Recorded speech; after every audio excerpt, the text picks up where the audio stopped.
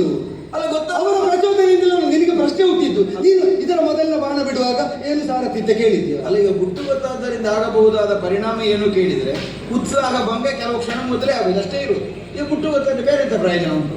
ಈಗ ಅವರ ರಥ ತಗ್ಗಿಸ್ತಾನೆ ಅಂತ ಹೇಳಿದರೆ ಈ ಬಾಣ ಪ್ರಯೋಜನ ನಾನು ಹೇಳಿದ ಇಷ್ಟೇ ಗುಟ್ಟು ಅಂತ ನಾನು ಇವತ್ತು ನಿಲ್ಲಿಸುವುದಿಲ್ಲ. ಇದು ಗುಟ್ಟಿನ ಪೂರ್ವಾಂಗ. ಮತ್ತೆ ಗುಟ್ಟಿನ ಉತ್ತರಾಂಗ ಏನು ಗೊತ್ತೋ? ಏನು? ಉರಕಾಗಿ ಬೆಸಸಿದರೆ ಶಿರವ ಕತ್ತರಿಸುವುದು, ಇದು ಉತ್ತರಾಂಗ. ಏನನ್ನು ಉರಕಾಗಿ ಬೆಸಸಿದರೆ ಈಗ ಆ ಬಾಣವನ್ನು ಶಿರವ ಕತ್ತರಿಸುವುದು, ಇದು ಸಿದ್ಧ. ಇದು ಈ ಗುಟ್ಟಿನ ಉತ್ತರಾಂಗ. ನಾನೀಗ ಸಂಧಾನ ನಡೆಸಿದ ಉರಗ ಶರವನ್ನು ಉರಕಾಗಿ ಬೆಸಸಿದರೆ ಉರಗಕೇತನನ ಮನದ ಅಭಿಲಾಷೆ ಈಡೇರುವಂತೆ ಅದು ಸಹಸ್ರ ಉರಗ ಶಿರವನ್ನು ಹೊಂದಿ ತನ್ನ ತಲ್ಪವಾಗಿಸಿ ಮಲಗಿದ ಆ ಹರಿಯೇ ಅಲ್ಲಿದ್ದರೂ ಕೂಡ ನೀನು ಅವರ ಕೊರಳು ತಪ್ಪಿಸುವುದನ್ನು ತಪ್ಪಿಸಲಾರ, ಕೊರಳು ಕತ್ತರಿಸುವುದನ್ನು ತಪ್ಪಿಸಲಾರ. ಇಲ್ಲ ಇಲ್ಲ, ಈಗ ನನಗೆ ಕಂಡದ್ದಿಷ್ಟೇ. ಅವ ಕಾಳಿ ಅವರದನ ಮಾಡುವ ಕೃಷ್ಣ ಮಾತ್ರ ಅಲ್ಲ, ಉರಗ ಶಯನ ಕೃಷ್ಣ ಅಂತಲೇ ಕಾಣು. ಅಲ್ಲ, ಉರಗ ಶಯನ ಕೃಷ್ಣ ಅಂತ ಕಾಣಲಿ, ಅವ ಅಲ್ಲಿ ಕುಳಿತೇ ಇರಲಿ. ಉರಗ ಶಯನ ಕೆಲವೊಮ್ಮೆ ಈಗ ಲೋಕದಲ್ಲಿ ಉರಗ ಶಯನ ಪಾಲಿಸುವಂತಹ ಲೋಕದಲ್ಲಿ ಬೇಡದಿದ್ದದ್ದು ತುಂಬಾ ಆಗುದಿಲ್ವ? ಈಗ ದೇವರು ಕಣ್ಣು ಮುಚ್ಚಿದ, ದೇವರು ನಮ್ಮ ಪಾಲಿಗೆ ಕಣ್ಣು ಮುಚ್ಚಿದ ಅಂತ ಹೇಳುದಲ್ವ? ಕಣ್ಣು ಮುಚ್ಚದ ದೇವರನ್ನಾದ್ರು ಅಂದ್ರೆ ದೇವರು ನೋಡದೇ ಇದ್ದದಂತೆ ಕೆಟ್ಟದ್ದಾಯಿತು ಅಂತ. ಈಗ ಆ ದೇವರಿಗೂ ಏನು ಮಾಡ್ಲಿಕ್ಕೆ ಆಗದಂತ ಒಂದು ಸ್ಥಿತಿ ನೀನು ಉರಕಾಗಿ ಬೆಸಸಿದರೆ ಬರ್ತದಾದ್ದರಿಂದ ತೆಗೆದು ಹೊಡೆ ಹೋಗ್ತದೆ. ಇದು ಪರಶುರಾಮರ ಅನುಗ್ರಹ ಸಿದ್ಧಿಯಾಗುವ ಸ್ವರೂಪ ಅಂತ ನಾವು ಹೇಳಿದ್ದು ಸರಿ ಇರ್ಬೋದು. ನನಗೆ ಅದರಲ್ಲಿ ಅವಿಶ್ವಾಸ, ಪೂರ್ತಿ ನಂಬಿಕೆ ಇಲ್ಲ ನೋಡ. ಅಲ್ಲ, ಅವಿಶ್ವಾಸ ಇಲ್ಲ. ಯಾಕೆ? ಸರಿಪಡಿಸುವುದಕ್ಕೆ ಸಾಧ್ಯವೇ ಇಲ್ಲದೇ ಇದ್ದ ಒಂದು ಸ್ಥಿತಿಗೆ ನಾವು ಒಪ್ಪಿಕೊಂಡ ಮೇಲೆ ಮತ್ತೆ ಸರಿಪಡಿಸುವುದು ಹೇಗೆ, ಇದರ ಬಗ್ಗೆ ನಾವು ಚಿಂತಿಸುವುದಕ್ಕೆ ಏನರ್ಥ? ಇದನ್ನು ನಾನು ಗಮನಿಸಿದ್ದೆ. ನೀನು ಹೇಳಿದಿ ಕೃಷ್ಣನಿಂದ ತಪ್ಪಿಸುವುದಕ್ಕೆ ಸಾಧ್ಯವಾಗದೇ ಇದ್ದಂತಹ ಒಂದು ಸ್ಥಿತಿಯನ್ನಾದರೂ ತರುವುದಕ್ಕಾಗುತ್ತದೆ. ಆಗುತ್ತದೆ, ಹೌದು. ಯಾವಾಗ? ನಮ್ಮಿಂದ ತಪ್ಪು ಘಟಿಸದೇ ಹೋದ್ರೆ. ಈಗ ನಮ್ಮಿಂದಲೇ ತಪ್ಪಾಗಿ ಹೋಯ್ತಲ್ಲ ಭೂಪ, ಎಂತದ್ದು ಸಂಧಾನ ಮಾಡಿ ಆಯ್ತಲ್ಲ ಇದು.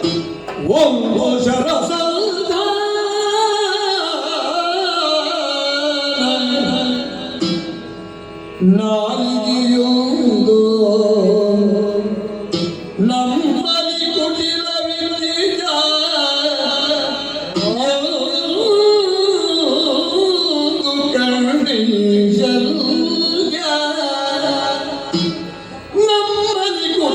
ಕುಟಿಲವಿದ್ಯೆಯು ಕಂಡೈಶಲ್ಯ ನಾವಡಿದಿಡುವ ಧರ್ಮದಲ್ಲಿ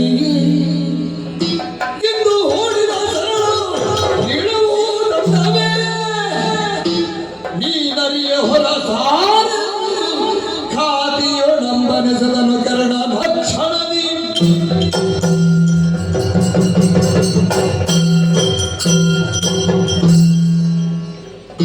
ಮಾತ್ರ ಭೂಪತಿ ಕರ್ಣ, ನನ್ನ ವಿಶ್ವಾಸಕ್ಕೆ ನೀನು ಕೊರತೆ ಒದಗಿಸಲಿಲ್ಲ. ಈ ಶರಸಂಧಾನದ ಮೂಲಕವಾಗಿ ಅಥವಾ ಶರ ಪ್ರಯೋಗದ ಮೂಲಕವಾಗಿ ಹೊಂದಬಹುದಾದಂತಹ ಗೆಲುವಿನ ಕುರಿತು ನಿನ್ನ ಒಂದು ಅನುಭವವನ್ನು ಹಂಚಿಕೊಳ್ಳೋಣ. ಈ ದೃಷ್ಟಿಯಿಂದ ನಿನ್ನನ್ನು ಪ್ರಶ್ನಿಸಿದರೆ ಪ್ರಾಮಾಣಿಕವಾದ ನಿನ್ನ ಅನಿಸಿಕೆಯನ್ನು ನೀನು ಮುಂದಿಟ್ಟು ನಾವು ಯಾವುದಕ್ಕಾಗಿ ಬಂದಿದ್ದೇವೋ ಅದನ್ನು ಆಚರಿಸುವ ಸನ್ನಿವೇಶ ಬಂದರೆ ನಾವು ಪ್ರಾಮಾಣಿಕರೇ. ನಿನ್ನ ಅಧ್ಯಯನದಿಂದ ಸಿದ್ಧವಾದಂತಹ ಅನುಭವವನ್ನು ನನ್ನ ಮುಂಭಾಗದಲ್ಲಿ ತೆರೆದಿಟ್ಟಿದ್ದು. ಹೌದು. ಕೇವಲ ಒಬ್ಬಾತ ರಥಿಕನಾದ ಪ್ರಯೋಗಿಸುವಂತಹ ಶರದ ಮಾಹಾತ್ಮ್ಯ ಅಥವಾ ಶರದ ಪ್ರಯೋಜನ ಕೇವಲ ರಥಿಕನದ್ದಾದ ಯುದ್ಧ ಕೌಶಲದಿಂದಷ್ಟೇ ನಿರ್ಣಯಿಸಲ್ಪಡುವುದಲ್ಲ. ಅಲ್ಲ ಅನ್ನುವುದು ನಿರ್ಣಯವೇ. ಅಲ್ಲದಿದ್ರೆ ಚತುರನಾದ ಸಾರಥಿ ಅನ್ನುವಂತಹ ಒಂದು ಪದವಿಯೇ ಬೇಡ ಅಲ್ವೋ? ಯಾವನೊಬ್ಬ ಕುದುರೆ ನಡೆಸಲಿಕ್ಕೆ ಗೊತ್ತಿದ್ದವ ಸಾಕಲ್ಲ. ಆದ್ದರಿಂದ ಇದನ್ನು ನಿನ್ನೆ ರಾತ್ರಿ ನಾನು ಸುಯೋಧನನಲ್ಲಿ ಹೇಳಿದನು. ಭದ್ರವಾದ ರಥ, ವಿಶೇಷವಾದ ಅಸ್ತ್ರ, ಹೋರಾಡುವ ಕೆಚ್ಚು, ಶರೀರದಲ್ಲಿ ಸಾಮರ್ಥ್ಯ ಎಷ್ಟಿದ್ದರೆ ಏನು ಪ್ರಯೋಜನ? ಚತುರ ಸಾರಥಿಯೊಬ್ಬನಿಲ್ಲದೆ ಇದ್ರೆ ಇದೆಲ್ಲವೂ ನಿರರ್ಥ. ಅದರ ಯಥಾರ್ಥವನ್ನು ಮತ್ತೆ ಮತ್ತೆ ಮತ್ತೆ ಮತ್ತೆ ಇಂದಿನ ರಣಕ್ಷೇತ್ರದಲ್ಲಿ ನಾನು ಕಾಣ್ತಾ ಇದ್ದೇನೆ. ನೋಡು, ಶರಸಂಧಾನ ಮಾಡುವ ಪೂರ್ವದಲ್ಲಿ ನಿನ್ನಲ್ಲಿ ಈ ಒಂದು ಮಾತನ್ನು ನಾನು ಕೇಳ್ತಿದ್ದೆ. ಎಷ್ಟು ಪ್ರಯೋಜನ ಆಗುತ್ತಿತ್ತು. ನಿನ್ನ ಹತಾಶೆ ಬರ್ತಿರ್ಲಿಲ್ಲ ಅಲ್ಲ, ಅನೇಕ ಸಂದರ್ಭಗಳಲ್ಲಿ ಏನಾಗುತ್ತದೆ, ಸರಿಪಡಿಸುವುದಕ್ಕಾಗದೇ ಇದ್ದ ತಪ್ಪು ಗಜನಿಗೆ ಹೋದರೆ ಸರಿಪಡಿಸಲಿಕ್ಕೆ ಆಗುವುದು. ಅಂಥದ್ದೆಲ್ಲಿ ಆಯಿತು? ಈಗ ಯಾವುದೋ ಒಂದು ಒಡೆದರೆ ಜೋಡಿಸುವುದಕ್ಕಾಗದೇ ಇದ್ದ ಒಂದು ವಸ್ತು ನಮ್ಮ ಕೈಯಲ್ಲಿ ಉಂಟು. ಅದು ಒಡೆದರೆ ಮತ್ತೆ ಜೋಡಿಸಲಿಕ್ಕೆ ಬರುವುದಿಲ್ಲ. ಕೈ ತಪ್ಪೆ ಹೊತ್ತು ಹಾಕಿದೆ, ಅದು ಒಳಗೆ ಅಂತ ಗೊತ್ತಿರುವುದಿಲ್ಲ. ಹೊರಗಿನಿಂದ ಅದಕ್ಕೊಂದು ಆವರಣ ಇರ್ತದೆ, ಚೂರು ಚೂರಾಗಿ ಮತ್ತೆ ತಂದು ಮಾಡಿದ ಹತಾಶೆ ಮಾತ್ರ ಪಡಿಬೇಕಷ್ಟೇ. ಈಗ ಅದೇ ಸ್ಥಿತಿ ನನ್ನದ್ದಾಗಿದೆ. ಇಂತಹ ಒಂದು ಅಮೋಘವಾದ ಅಪೂರ್ವವಾದ ಫಲಸಿದ್ಧಿಯನ್ನು ಒದಗಿಸಿಕೊಡಬಹುದಾದ ಏಕಾಘಾತಿನಿ ಸಾಮರ್ಥ್ಯವುಳ್ಳಂತಹ ಒಂದು ವಿಶೇಷವಾದ ನಿರರ್ಥಕವಾಗುವಂತೆ ಸಂಧಾನವನ್ನು ನಡೆಸುವಂತಹ ಒಂದು ದುಸ್ಥಿತಿ ನನಗೆ ಬರ್ತದೆ ಅಂತ ಆದರೆ ಇದಕ್ಕೆ ನಾವು ಯಾರನ್ನು ಕಾರಣ ಅಂತ ಹೇಳಬೇಕು? ನೋಡು, ಪರಶುರಾಮಾಚಾರ್ಯರು ಹೇಳಿದ್ರು ಶಲ್ಯ ಭೂಪತಿಯ ಸೂತತ್ವ, ಅದರಲ್ಲಿ ವಿಶ್ವಾಸ ನಂಬಿದೆ, ಇಷ್ಟರ ತನಕ ಫಲವೂ ಕೊಟ್ಟಿದೆ. ನೋಡಿ, ನಿನ್ನಲ್ಲಿ ಕೇಳುವಾಗ ನಾನು ಸಂಧಾನ ಮಾಡುವುದಕ್ಕಿಂತ ಮೊದಲು ಕೇಳ್ತಿದ್ರೆ ಎಷ್ಟು ಪ್ರಯೋಜನ ಆಗುತ್ತಿತ್ತು. ಈಗ ಸಂಧಾನ ಮಾಡಿದ ಮೇಲೆ ಅದನ್ನು ಬದಲಿಸುವುದಕ್ಕೆ ಸಾಧ್ಯ ಯಾಕಾಗುವುದಿಲ್ಲ? ಯಾಕಂದರೆ ಯೋಧ ನ್ಯಾಯಾನುಸಾರವಾಗಿ ಹೋರಾಟದಲ್ಲಿ ಗೆಲುವನ್ನು ಕಾಣಬೇಕು ಅನ್ನುವಂತಹ ನಿರ್ಣಯದಿಂದಲೂ ಇವತ್ತಿನ ದಿವಸ ನಾವು ಸಿದ್ಧರಾದ. ಸರಿ, ಈಗ ನಿನ್ನೆಯವರೆಗೂ ಹೇಗೆ ಎಲ್ಲ ಮಾಡಿ ಆಗಿದೆ, ನಮ್ಮ ಪಾಳೆಯದಲ್ಲಿಯೂ ಆಗಿದೆ, ಅವರ ಪಾಳೆಯದಿಂದಲೂ ಆಗಿದೆ. ಎಲ್ಲ ಮುಖಾಮುಖಿಯಾದ ಹೋರಾಟದಿಂದ ಮಾತ್ರ ಗೆಲುವು ಕಂಡುಕೊಂಡದ್ದಲ್ಲ, ಅನ್ಯಾನ್ಯ ತಂತ್ರಗಳ ಮೂಲಕವಾಗಿ ಗೆಲುವನ್ನು ಹೊಂದುವುದು ಸಹಜ. ಈಗ ಅಲ್ಲ ಅಂತ ಹೇಳಲಿಕ್ಕಿಲ್ಲ. ಅದನ್ನು ಬೇರೆ ಬೇರೆ ಸಂದರ್ಭಗಳಲ್ಲಿ ಬೇರೆ ಬೇರೆ ತಂತ್ರದ ಮೂಲಕ, ಜಾಣ್ಮೆಯ ಮೂಲಕವಾಗಿ ಗೆಲುವನ್ನು ಕಂಡುಕೊಳ್ಳುವುದು ಇದ್ದದ್ದೇ. ಆದರೆ ಒಂದು ಸ್ಪರ್ಧಾತ್ಮಕವಾದ ಯುದ್ಧ, ಅದರಲ್ಲಿ ಮೋಸ, ತಂತ್ರ, ಕಪಟ ಇದನ್ನು ಬಳಸಿ ಗೆಲುವನ್ನು ಹೊಂದುವುದಕ್ಕಾಗುವುದಿಲ್ಲವಲ್ಲ. ಯಾಕಂದರೆ ಗೆಲುವನ್ನು ಹೊಂದಿದಿರೋದು ಗೆಲುವಾಗುವುದಿಲ್ಲ ಅನ್ನೋದು ಒಂದು. ಇನ್ನೊಂದು, ಹಾಗೆ ನಾವು ಪ್ರಯತ್ನಿಸಿದರೆ ಅದರಿಂದ ತಪ್ಪಿಸಿಕೊಳ್ಳಿಕ್ಕೆ ಅನ್ಯ ದಾರಿಗಳೇನು ಅನ್ನುವುದಕ್ಕೆ ಅವರಿಗೆ ಯೋಚಿಸಲಿಕ್ಕೆ ನಾವೇ ಅವಕಾಶ ಮಾಡಿಕೊಟ್ಟ ಹಾಗಾಗ್ತದೆ. ಈಗ ನಿಯಮ ಅನ್ನುವುದು ಸ್ಪರ್ಧಾಳುಗಳಿಗೆ ಇಬ್ಬರಿಗೂ ಒಂದೇ ಅಲ್ಲ. ಹೌದು, ನಿಯಮ ಬೇರೆ ಆಗ್ಲಿಕ್ಕಿಲ್ಲ. ಇಲ್ಲ, ಒಂದು ನಿಯಮವನ್ನು ನಾವು ಭಂಗಿಸಿದರೆ ಅವರಿಗೆ ಮತ್ತೆರಡು ನಿಯಮ ಭಂಗಪಡಿಸಿದ ಇಲ್ಲ ಕಾರಣ. ಈಗ ಸ್ಪರ್ಧಾಳುಗಳಿಗೆ ಒಂದೇ ಅಲ್ವ ನಿಯಮ?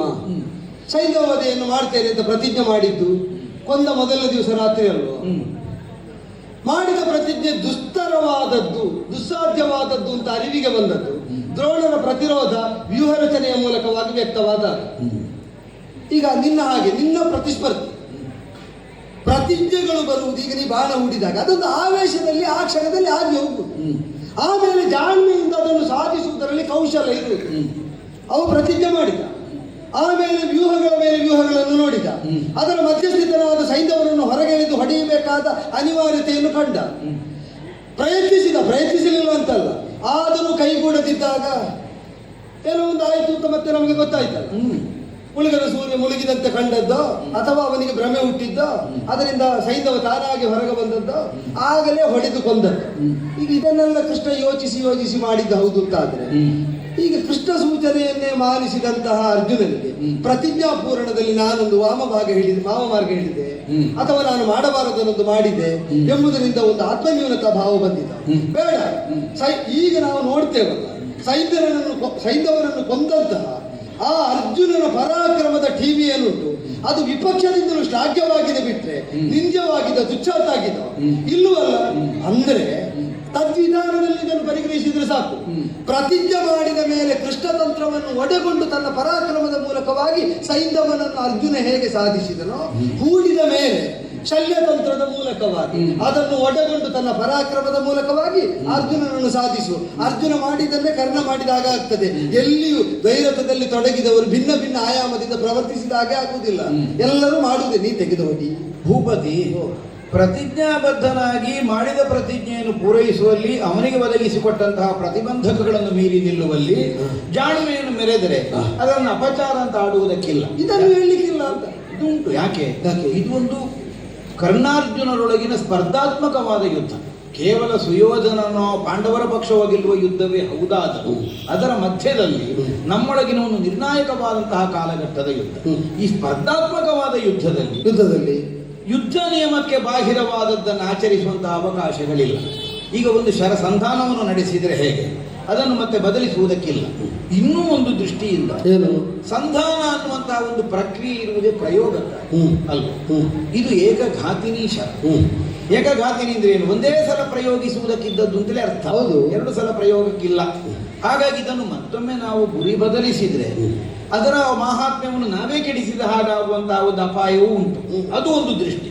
ಇನ್ನೊಂದು, ಒಂದು ದ್ವೈರಥ ಯುದ್ಧಕ್ಕೆ ಪಂಥಾಹ್ವಾನವನ್ನು ನೀಡಿ ಯೋಧನ್ಯಾಯನ ನಾವು ಮಾಡುವಂತಹ ಹೋರಾಟದಲ್ಲಿ ಒಂದು ಯುದ್ಧ ಧರ್ಮಕ್ಕೆ ಹಿತಕಾರಿ ಅನ್ನಿಸದ ಒಂದು ಗೆಲುವನ್ನು ಕಂಡುಕೊಳ್ಳುವಲ್ಲಿ ನನ್ನ ಮನಸ್ಸು ಒಪ್ಪುವುದಿಲ್ಲ. ನಾವು ಅಡಿ ಇಡುವ ಅಧರ್ಮದ ಅಥವಾ ನಾವು ಅಡಿ ಇಡುವ ಧರ್ಮದ ಈ ನಿರ್ಣಯದಿಂದ ಇವತ್ತಿನ ದಿವಸಕ್ಕೆ ಇದಾಗುವುದಿಲ್ಲ. ನಾನು ಸುಮ್ಮನೆ ಹೇಳಿದ್ದಲ್ಲ, ಅವ ಅಸಾಧ್ಯ. ಕೃಷ್ಣ ಅಸಾಧ್ಯ ಅಂತ ಅಲ್ಲ ಅದಿರ್ಬೋದು. ಅಲ್ಲ, ಯಾಕೆ ಅಸಾಧ್ಯ ಅಂತ ಈಗ ಹೇಳಿದ್ದು ಗೊತ್ತಾ? ನೋಡು, ಅವನಿಗೆ ಇದು ಮೊದಲೇ ಗೊತ್ತಿರಬೇಕು. ಆದ್ದರಿಂದಲೇ ಈ ಬಾಣ ಇದ್ರೂ ಅವನಿಗೆ ಆತಂಕವೇ ಇಲ್ಲ. ಈಗ ಅವನಿಗೆ ಆತಂಕ ಇದ್ದದ್ದು ಆ ಬಾಣದ ಬಗ್ಗೆ ಮಾತ್ರ, ಇಂದ್ರ ಕೊಟ್ಟ ಬಾಣದ ಬಗ್ಗೆ. ಏಕಘಾತಕವಾದ ಸರ್ಪಾಸ್ತ್ರ ಕರ್ಣನ ಬತ್ತಳಿಕೆಯಲ್ಲೇ ಇದ್ದರೂ ಕೃಷ್ಣ ಆತಂಕಗೊಳ್ಳದಿರುವುದಕ್ಕೆ ಕಾರಣ ಅವ ಅಸಾಧ್ಯ. ಅವನಿಗೆ ಇದು ಮೊದಲೇ ಗೊತ್ತಿರಬೇಕು. ಇವ ಹೂಡಿದ ಮೇಲೆ ಕೇಳ್ತಾನೆ, ಸರಿಯಾದದನ್ನು ಹೇಳಿದ್ರು ಕೇಳದಿದ್ದ ಸ್ಥಿತಿಗೆ ಒಡ್ಡಿಕೊಳ್ತಾನೆ. ಆ ಕಾರಣದಿಂದ ಅದರಿಂದ ಅಪಾಯ ಇಲ್ಲ ಅಂತ ಅವನಿಗೆ ಮೊದಲೇ ಗೊತ್ತಿದ್ದರಿಂದ ಯಾರಿಗೆ ಆತಂಕ ಆದ್ರೂ ಅವನಿಗೆ ಆಗಲಿಲ್ಲ. ಅವ ತೆಗೀಬೇಕು ಅಂತ ಭಾವಿಸಿದ್ದ ಆ ಬಾಣ ಬಿಟ್ರೆ ಈ ಬಾಣ ಅಲ್ಲ. ಇದು ಎಷ್ಟು ದೊಡ್ಡದಾದ್ರೂ ಇದ್ರೂ ಪ್ರಯೋಜನ ಇಲ್ಲ ಅಂತ ಮೊದಲೇ ಅವನಿಗೆ ಗೊತ್ತಿದ್ದರೆ ಮತ್ತೆ ಅವ ಯಾಕೆ ಆತಂಕಗೊಳ್ಳಬೇಕು? ಅವ ನಿಜವಾಗಿ ಇದು ತನಕ ಯಾರು ಹೇಳದಿದ್ರು ಈಗ ನಾನು ಹೇಳ್ತಿದ್ದೆ ಅವ ದೇವರೇ. ಅಲ್ಲ, ಅವನ ಮಹಾತ್ಮ್ಯದ ಕುರಿತಾಗಿ ಅಲ್ಲಲ್ಲಿ ನಮಗೆ ಪ್ರಕಟ ಆಗಿದೆ. ಹೌದಾ? ಆದ್ರೆ ಅದನ್ನು ಮೀರಿಯೂ ಪ್ರಯತ್ನದಿಂದ ಗೆಲ್ಲುತ್ತೇವೆ ಅನ್ನೋ ನಿರ್ಣಯ. ಎಲ್ಲ ಅನುಕೂಲ ಇದ್ರೂ ಕೂಡ ನಿನಗೆ ಅದರ ಸಾಫಲ್ಯವನ್ನು ಹೊಂದುವುದಕ್ಕಾಗದ ಒಂದು ಅವಸ್ಥೆ ಬರ್ತದೆ ಅಂತ ಆದರೆ ಅದು ಕರ್ಣನ ಸೋಲೋ, ಕೌರವನ ಸೋಲೋ, ಕೌರವ ಪಕ್ಷದ ಸೋಲೋ, ಹೀಗೆಲ್ಲ ಮತ್ತೆ ಇನ್ನು ವಿಮರ್ಶಿಸಬೇಕಾಗುತ್ತೆ. ಆಗ್ಲಿ, ಅಂತೂ ಅರ್ಜುನನನ್ನು ಕೊಲ್ಲುವುದಕ್ಕೆ ಈ ಮಾರ್ಗಣದಿಂದ ಅಲ್ಲ. ನನಗೊಂದು ಸಮಾಧಾನ. ಈಗ ನಾನು ಹೇಳಿದ್ದು ನೀನು ಕೇಳದಿದ್ದು, ಇದು ಹೀಗಾಗುವುದೇ ವಿಧಿ ಅಂತ ಕೃಷ್ಣನೇ ಸಂಕಲ್ಪಿಸಿದ ಮೇಲೆ ನಾನು ಅವರಿಗೆ ಹೇಳಿದ್ದೆ. ಕೃಷ್ಣ ಹೇಗೆ ಕೇಳ್ತಾನೆ, ಕೃಷ್ಣನ ಮಾತನ್ನು ಅರ್ಜುನ ಹೇಗೆ ಕೇಳ್ತಾನೆ, ಕರ್ಣನು ನಿನ್ನ ಮಾತನ್ನು ಹಾಗೆ ಕೇಳ್ತಾನೆ. ನಿನ್ನೆ ಹೇಳಿದ ಕೌರವ ಅದು ಹಾಗಲ್ಲ, ಇಲ್ಲ, ಅಷ್ಟು ಸುಲಭ ಇಲ್ಲ. ನನ್ನನ್ನು ನೀನು ಕೃಷ್ಣನ ಸ್ಥಾನಕ್ಕೆ ಇಡಬಹುದು. ಅರ್ಜುನನಂತೆ ಕೃಷ್ಣನ ಉಪದೇಶವನ್ನು ಅಂಗೀಕರಿಸುವ ಸ್ಥಿತಿಯಲ್ಲಿ ಕರ್ಣ ಇಲ್ಲ. ನಾ ಹೇಳಿದರೆ ಇಲ್ಲ ಕೇಳ್ತಾನೆ ಅಂತ. ಈಗ ನೋಡಿ, ನಿನಗೊಂದು ನಿರ್ಬಂಧ ಬಂತು. ಈಗ ನಿನ್ನ ದೋಷ ಅಂತ ಹೇಳಿದ್ದಲ್ಲ, ನಿನಗೊಂದು ಶರಪ್ರಯೋಗದಲ್ಲಿ ಒಮ್ಮೆ ಸರಸಂಧಾನ ಮಾಡಿದ ಮೇಲೆ ಆಡಿದ ಮಾತಿಂದ ತೆಗೆಯದ ಹಾಗೆ ಮರಳಿ ಹುಡುವುದಕ್ಕೆ ವಿಧಿ ಇಲ್ಲ ಎಂಬ ಸಂಕಷ್ಟ ಬಂತು ನೋಡಿ. ಆದ್ದರಿಂದಲೇ ನಿನಗೆ ಎಷ್ಟು ನಾವು ಕೃಷ್ಣಾರ್ಜುನರ ಹಾಗೆ ಕರ್ಣಶಲ್ಯ ಆಗಬೇಕು ಅಂತ ಹೇಳಿದ್ದು. ನಮಗೆ ಒಂದು ಹಂತಕ್ಕಿಂತ ಬದಲಿಸ್ಲಿಕ್ಕೆ ಆಗುದಿಲ್ಲ. ಅಲ್ಲ, ಯಾಕೆ ಆಗುದಿಲ್ಲ ಅಂದ್ರೆ ನಮಗೊಂದು ಹಂತ ಉಂಟು. ಅದಕ್ಕಿಂತ ಆಚೆಗಲ್ಲ. ಯಾಕೆ? ಕೃಷ್ಣನಲ್ಲಿ ಕೇವಲ ಅವ ಸೂತನಾಗಿ ಮಾತ್ರ ಅಲ್ಲ ಇರೋದು. ಈಗ ನಾವು ಅಲ್ಪ ಸ್ವಲ್ಪ ಒಪ್ಪಿದ, ಪಾಂಡವರು ಪೂರ್ತಿ ಒಪ್ಪಿದ, ಅವನನ್ನೊಬ್ಬ ವಸುದೇವ ದೇವಕಿಯರ ಮಗನಾಗಿ ಮಾತ್ರ ನಾನೀಗ ನಿನ್ನನ್ನು ಮಾತ್ರಾಧಿಪತಿ ಅಂತ ಮಾತ್ರ ಅಲ್ವ, ಅದಕ್ಕಿಂತ ಹೆಚ್ಚು ಕಾಣ್ಲಿಕ್ಕೆ ಆಗುವುದು. ಅವನ ಮಹಾತ್ಮೆ ಇರುವುದರಿಂದ ಇವರು ಬಲವಾಗಿ ಒಪ್ಪಿದರೆ ಅವ ಹೇಳಿದ್ರೆ ಏನು ಮಾಡ್ಲಿಕ್ಕೂ ನಾವು ಸಿದ್ಧ ಅಲ್ವ. ಈಗ ನಮಗೆ ಹಾಗೆ ಆಗೋದಿಲ್ಲ, ಹಾಗಾಗೋದಿಲ್ಲಪ್ಪ. ಈಗ ಹಾಗೆ ಆಗಬೇಕು ಅಂತ ಆದ್ರೆ ಈಗ ನಾನಾದ್ರೂ ಹೇಳಿದ್ದೆ, ಸ್ವೇಚ್ಛೆಯಿಂದ ನಾನಾಗಿ ಏನಾದ್ರೂ ಹೇಳಿದ್ರೆ, ಈಗ ಇದು ನೀನು ಕೇಳಿದ್ದಕ್ಕೆ ನಾನು ಹೇಳಿದ್ದು. ನಿನಗೆ ಕೇಳಲೇಬೇಕು ಅಂತ ನಿರ್ಬಂಧ ಇಲ್ಲ. ನಿನಗೆ ಅನುಕೂಲ ಇದ್ರೆ ಮಾಡಬಹುದಿತ್ತು, ಅನನುಕೂಲ ಉಂಟು ಅಂತ ಹೇಳಿದ್ರೆ ನಿನಗೆ ಬೇಕಾದ್ದು ಮಾಡಲಿಲ್ಲ. ಇಲ್ಲ, ಇದರ ಈ ಎಸುಗೆಯನ್ನು ಬದಲಿಸುವುದಕ್ಕಾಗುವುದಿಲ್ಲ. ಸ್ವಲ್ಪ ಬದಲಿ